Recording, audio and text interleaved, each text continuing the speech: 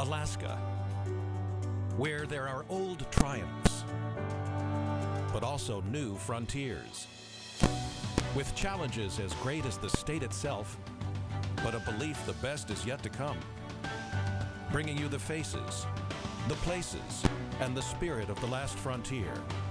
This is Frontiers with Rhonda McBride. Welcome to this Memorial Day weekend edition of Frontiers. You know, it's a good time to remember some Alaskans that we have recently lost. And first up, we'll take a look at the life of Charlie Etuk Edwardson, a champion of Alaska Native land rights, definitely a force to be reckoned with, maybe not in the ways that you would expect. Later in our program, the legacy of Dan Cuddy, who was more than just a banker. He played a key role in building our state. And we'll head to Juneau to celebrate the opening of the Walter Soboleff Center, a home for the Alaska Native cultures of Southeast Alaska. Now, this Memorial Day weekend, Barrow is mourning the loss of a whaler and a man who battled long and hard for North Slope land rights. Charlie Etuk Edwardson died at the age of 71 while out on a whale hunt. He was the oldest of 12 children, remembered by those at his memorial as someone who fought for the future for everyone's grandchildren. To the fullest extent of the law, they have the right to freedom, as we all do. Now, when it comes to Charlie Etuk Edwardson, it seems that lyrics from the Chris Christopherson song, The Pilgrim, were probably written with Charlie in mind or someone like him. He's a prophet, he's a poet, a walking contradiction, but also never afraid to speak truth to power. The Seward's Folly #2 is going to fall. Charlie Etuk Edwardson's views never changed. Russia's sale of Alaska to the United States was wrong. That the land was the birthright of Alaska Natives, their title to it defined by their use of it, hunting, fishing, their long history of surviving upon it. Thanks to oil, the Alaska Native Claims Settlement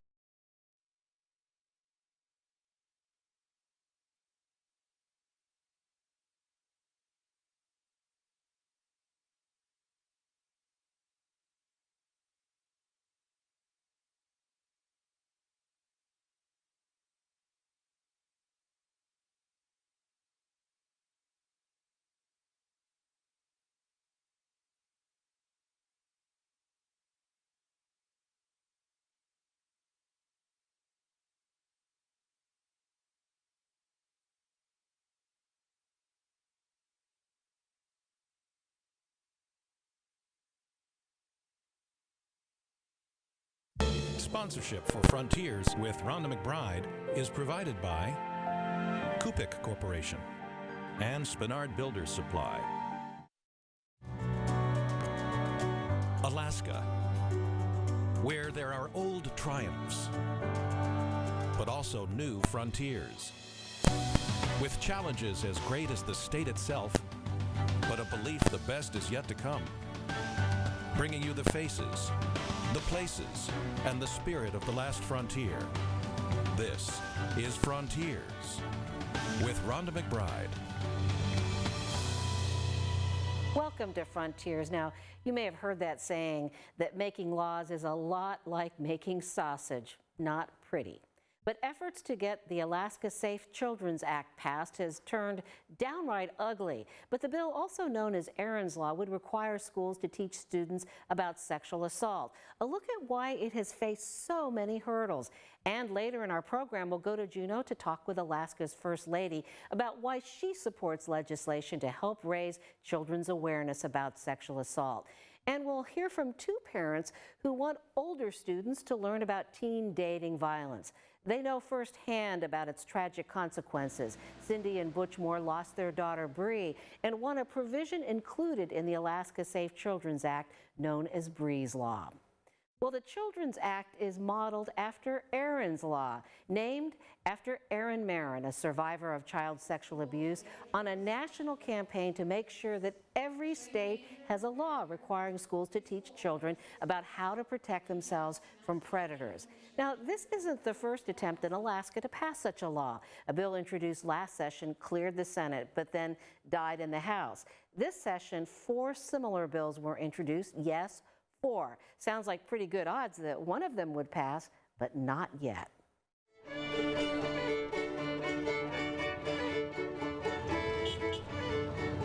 While this protest focused mostly on education cuts, the main message: stop fiddling around with bills that affect Alaska's children.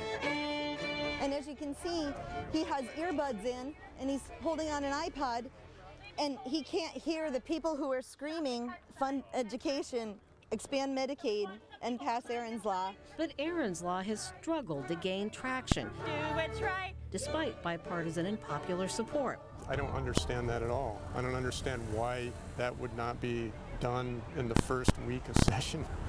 It's a simple preventative thing for a state that has some of the highest sexual abuse rates in the country. We are here and watching you. We're smart, got heart. And those who have watched the twists and turns of the bill, now rebranded as the Alaska Safe Children's Act, say it's enough to get whiplash. It's been dozens of letters, dozens of phone calls. Representative Garantar introduced the first bill modeled on Erin's Law. Here's one. When I was 12 years old, I was molested by my best friend's father. Tar is a Democrat, There's still time to save Erin's Law. as is Senator Berta Gardner, who also championed another sexual assault prevention bill, which never made it out of the Senate Education Committee. This is my body, and it belongs just to me. Senator Liesl McGuire also introduced a version of Erin's Law. She says while she has taught her son about sexual predators, she worries about other parents. This is my body. Why did he do that? McGuire's bill added a new component, one that requires schools to teach older students about dating violence. It's known as Bree's Law, named after a young Anchorage woman police say was murdered by her boyfriend. Sometimes it's your own family member, sometimes it's your next door neighbor. In the end, it was Representative Sharice Millett's measure, House Bill 44, that is closest to the finish line. Her version also includes Bree's Law. This bill is going to impose a tremendous financial burden on our schools. What if the community says, this is something we want to handle in our homes as parents? Despite objections, the bill cleared the House by a wide margin. 34 yeas, 6 nays. I think I was overwhelmed with emotion thinking of those children. Elation over the bill's passage in the House turned to bitter disappointment. The problem is you're killing the entire intent of the bill. When the bill was sent to the Senate Education Committee, and its chairman, Mike Dunleavy, made changes through a committee substitute, or CS. The CS version that was brought forward yesterday is a real slap in the face to a mother of a daughter who has been killed as a result of dating violence. This train is moving. And what you have done, Senator Dunleavy, is you have added a bunch of junk on this train that has nothing to do with this bill, that potentially will kill it. The biggest objection, Dunleavy's version allows schools and parents to opt out. Those who don't want the changes say the new version may not protect a child being molested by a family member.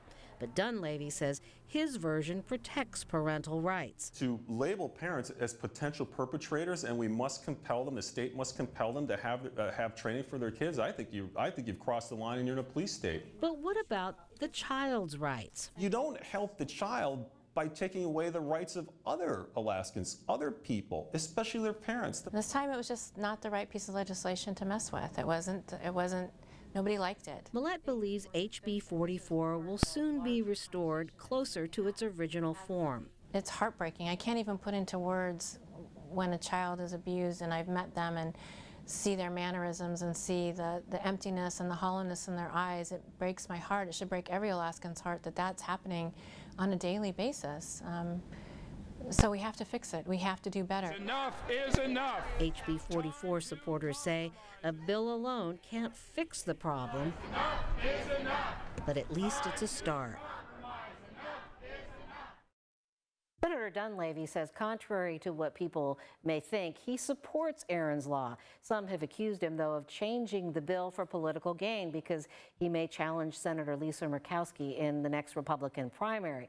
But Dunleavy says that he won't make his decision until after special session. So the next stop for Erin's law, the Senate Finance Committee. Hearings will likely be scheduled next week, and some of what Dunleavy added could be taken out. We have an extended interview with Senator Dunleavy on the Frontiers portion of KTVA.com.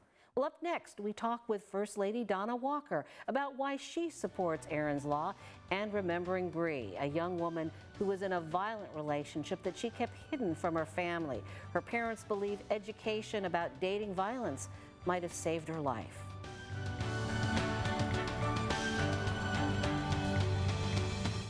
The Alaska Native Tribal Health Consortium provides comprehensive health services for Alaska Native and American Indian people across our state. In addition to world-class care at the Alaska Native Medical Center, our work delivers health services for rural Alaska. From cutting-edge technology for the best care possible, to modern construction of clean water systems and health clinics, to health training and outreach that honors our culture, our vision is that Alaska Native people are the healthiest people in the world. For more than 60 years, Spenard Builder Supply has helped Alaskans build their backyard barbecues, their curb appeal, their arsenal, and their hideaways. From helping you pick the perfect decking, to mixing paint that's just the right shade, to finding the power tool that pulls it all together, SBS is here to build with you. From ground to roof to everything in between. Now offering financing with no payments or interest for 12 months. Visit us today at your local Spenard Builder Supply. Sometimes it's the smallest things that make the biggest difference. Jason Dolph, second-generation firefighter, knew what he wanted to do since he was 3, inspired by his dad, who always came home knowing he had helped people. We can all work together to make sure the littlest Alaskans grow up to achieve their biggest dreams. For small steps you can take to make a big difference, visit alaskachildrenstrust.org. Start small, dream big. Alaska Children's Trust. I've lived in Alaska since I was 9. I've spent 2/3 of my life in Alaska, and I want to spend the rest of my life in Alaska. There's so much going on in Anchorage, there's so much going on in Alaska, that you want to make sure that the news that you're watching is giving you the most accurate picture of what's happening in your community. What's important to KTVA is what's important to Alaska. I really appreciate that when something is going on in the community, KTVA is always there. Better, but this is different to me, yes. Well, let me ask you this is, you know, in the article that you wrote for Alaska Dispatch, the opinion piece, you got very specific in talking about this issue. You know, you mentioned some of the experiences that you and your sister had in dealing with people that could potentially be perpetrators. Yes. Do you want me to discuss those? Well, yeah, I was just going to ask you to maybe talk about, you know, maybe one of the examples I remember you talking about was that there was a man that would try to give you and your sister candy. Right. Well, at our bus stop, when we were, you know, very young, elementary school age, there a car would come by our bus stop, slow down, and the man would stop and chat with us and give us all candy. And it happened several times. Of course, we always looked forward to him coming because all we understood was there was a nice man and he was giving us candy. And we just happened to mention it to our parents, and, you know, without specifically telling you, because I don't think kids, we certainly didn't, we have had no idea that anybody would be interested in us for any other purposes. But our parents just saying, you know, that's wrong, he could hurt you. Next time it happens, run to the house. Well, what about the other incident you described in the opinion piece about your Uncle Ron? You got pretty specific there. Well, that, and of course, all names have been changed to protect the guilty there, but that was a great uncle who lived not nearby. We probably only met him 2 or 3 times. So Yes, my sister and I were probably about the same age, just young. We were a year apart, so I think we were probably 5 to 6 or so. And he just was extremely friendly, just, you know, for someone that you don't know, and we were actually kind of shy. Extremely friendly, but he was just, you know, talking on our level, and you know, big hugs. And I remember we were in the living room, and my mom walked in, and he had both my sister and me, you know, on his lap, just, you know, hugging us tight and being very friendly. And she, you know, knew that there was some family history there, and at the time, you know, just told us, don't let Uncle Ron touch you. Don't sit on his lap. Well, what I really liked about that column was that I'm sure you expressed experiences that many of us have had that are questionable, borderline experiences. Why is it that you think that we have just historically found it hard to talk about with our children in particular? Be more direct. Well, I do think that most parents talk to their children about stranger danger in some form or another, but I do think that we are neglectful in talking to them about when it's a closer relationship, a teacher, a family member, you know, an uncle, the neighbor next door. Those are, you know, you don't want to instill fear in your children, but you definitely want them to realize what is appropriate and inappropriate conduct. So I think it is hard. It would be, because, you know, now we know that 90% of the sex abuse cases happen by someone that's not the stranger, that's familiar. Someone familiar. Well, we want to thank you very much, First Lady Donna Walker, from joining us from Juneau. And if you'd like to hear more about what she has to say on this subject, we will continue our conversation on the Frontiers section of KTVA.com. Well, up next, it's a different world today for our children, with Alaska's high rates of domestic violence and sexual assault, a push to make sure students hear about dating violence.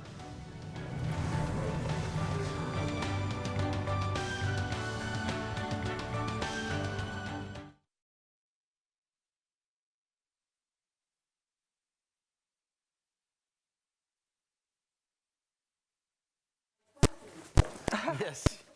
You may not get to all of them. You know, we've got about 7 minutes or so. Okay. We'll have them fly quickly. You want Cindy next to you or to me? That'd be good.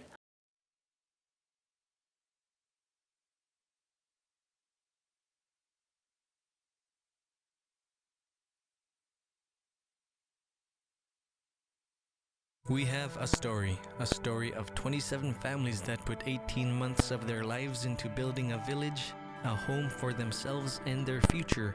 Our Inupiat culture goes back thousands of years, carried by a strong sense of community. Our relationship with our natural surroundings is at the heart of our culture. By investing in future generations through development that is balanced with the love of our land, the Gupi Corporation brings together traditions of the past with visions of the future. Let's never forget the cost of freedom or take it for granted. As a veteran, you are entitled to certain benefits when you pass. To learn what benefits are included, ask for our free Veterans Information Kit and learn how a smart plan can provide all of the things that are not covered. We all enjoy the freedom you provide for us, and we thank you for your service. This is Dominic Cassara, owner and operator of the Cremation Society of Alaska. Call us at 277-2777 or visit our website. The freedoms we enjoy aren't free. Military families shouldn't have to bear the cost of freedom alone. Operation Homefront works tirelessly to sustain and transform lives impacted through military service. More than 90 cents of every dollar you donate directly benefits those who need your help the most. Join us in honoring their sacrifices by donating today. Visit OperationHomefront.net. With the new KTVA 11 News live stream, you can stay up to date on Alaska news, sports, and weather every day from anywhere. In Homer. In Tanana. From the capital. At Denali Base Camp. From McGrath. Here at the Port of Anchorage. In Kodiak. Here on Prince of Wales Island. From Barrow. In North Pole. And we mean anywhere. In Portland. From Boise. From Denver. In Washington, D.C. From Reykjavik, Iceland. From Afghanistan. At 35,000 feet above South Dakota. Try it today at ktva.com/stream.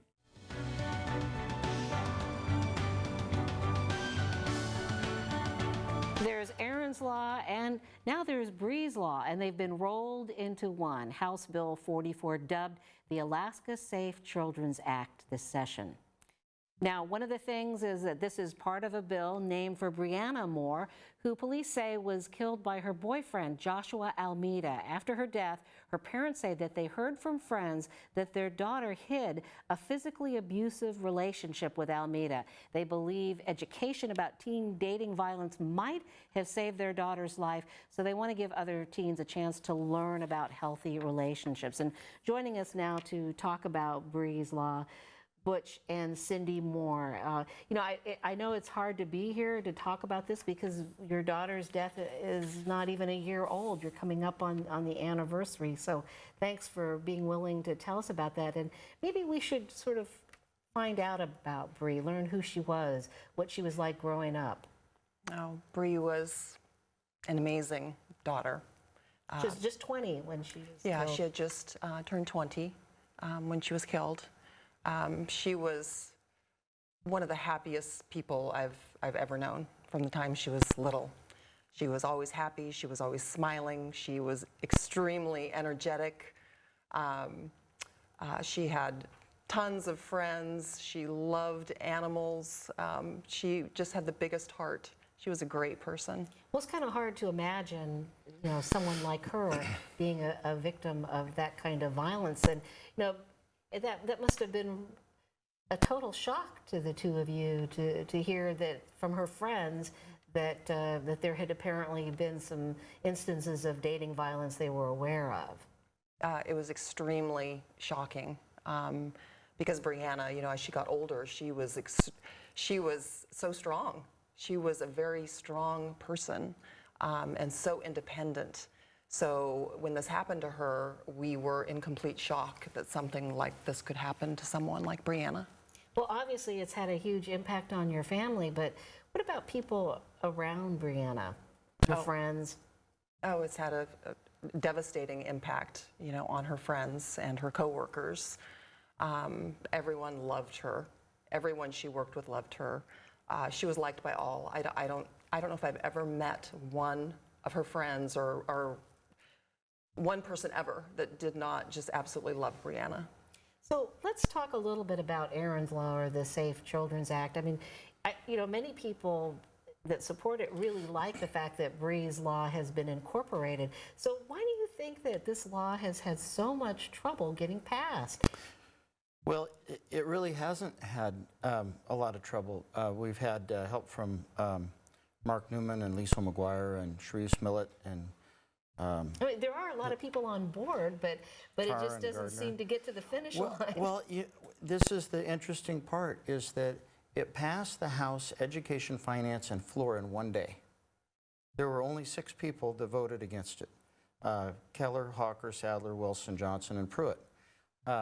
Gary Stevens, senator on the Senate Education Board, said, what parent would not want their child to have this education unless their parent was the one abusing the child?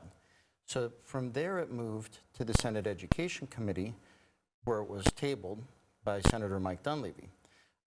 Cindy and I contacted Senator Kevin Meyer, asked him to break it loose, which he did.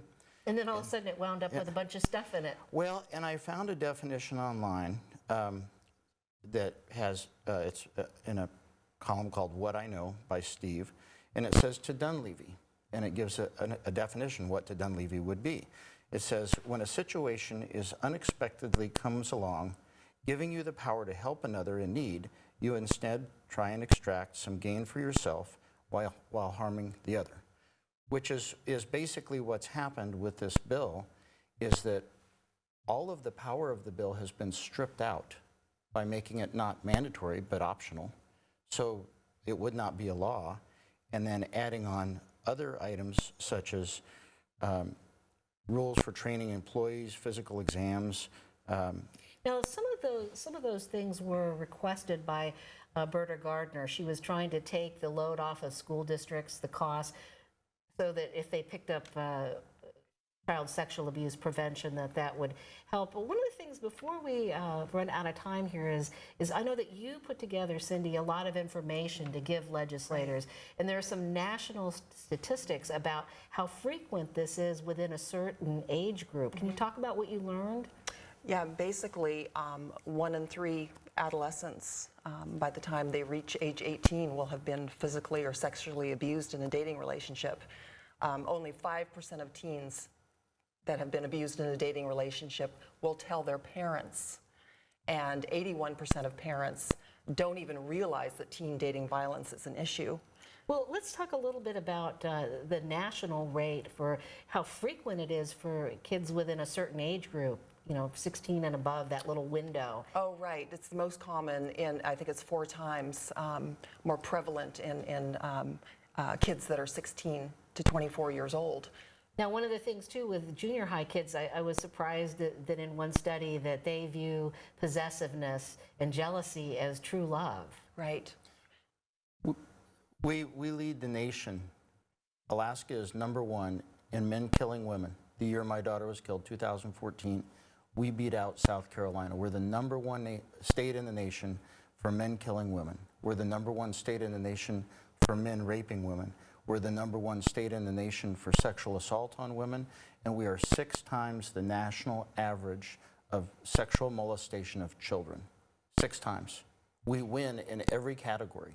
So we're just about out of time here, but maybe could you tell us that if a program similar to Erin's Law and adding Bree's Law in the mix, do you think that it could have made a difference in your daughter's case? Definitely. Knowledge is power. And, we have things like stop, drop, and roll in school, fire safety. We teach our kids how to be safe, how to wear seatbelts. So, that starts young and is taught every year. And it's just something that's automatic. So I think that if this education is taught to our children, every year in school, that will also become automatic as they get older. And when they're in these dating relationships, they're going to be able to immediately see the signs of an abusive relationship. They're going to know where to go, who to talk to.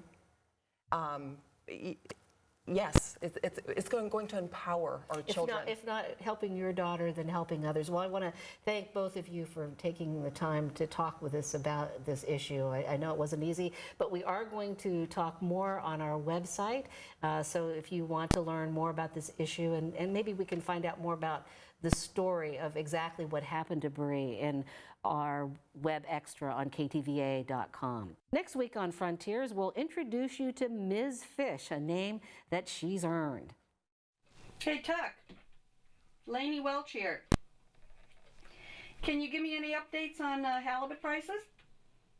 Whether it's fish prices or fish research or fish politics, one thing you can say about Lainey Welch, she's passionate about it all. Her show, Alaska Fish Radio, is heard on 30 different radio stations. Her column carried in 20 newspapers. Well, she works out of her home in Kodiak, often, yes, in her pajamas. And one of the first orders of business in the morning, checking up on market trends. But it helps them plan, the people who are making their lives, supporting their families in this business, if they know that information. This is one of the few businesses in the world that many times the fishermen go out and they don't know how much they're going to get. Next week on Frontiers, we take you to Kodiak to meet the woman behind that voice on the radio, that story in the newspaper. Frontiers is a new show that we're establishing some new traditions, and one of those is to showcase Alaskan artists. So we want you to take a look at this mask by Drew Michael. It's called Bird Song, and the mask tells a story about a bird that connects with a human, and both see through each other's eyes.